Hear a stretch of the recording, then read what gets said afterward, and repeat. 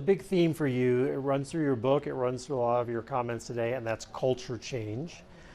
A lot of CEOs at Davos talk about culture change. You've made it pretty central in your 5 years at Microsoft, and I think it's widely seen that you have really changed the culture in some ways. Can you give us 3 concrete examples of things you did that you really see playing out on the ground in ways that have been transformative? I innately recognize one thing, which is as a mere mortal CEO, taking over from Steve, who may not have been a founder but had founder status, and obviously after Bill and Steve, for them, culture and mission were all implicit. After all, they created Microsoft. They grew it from nothing to what it had become.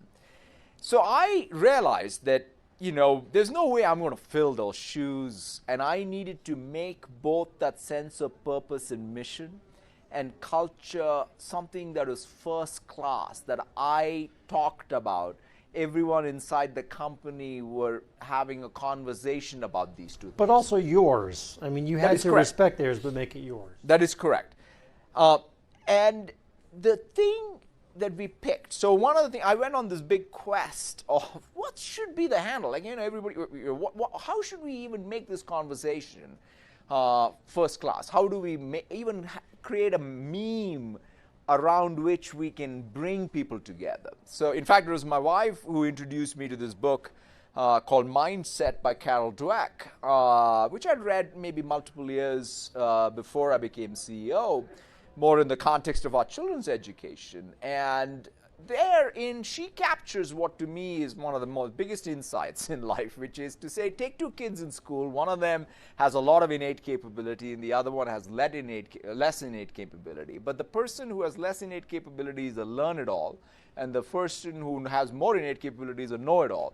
We know how that story ends. The learn-it-all does better than the know-it-all.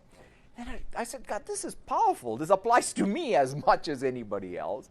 And so I said, I got to become a learn-it-all. And I said, then, well, it applies to us as a company. So we took this growth mindset meme and adopted it.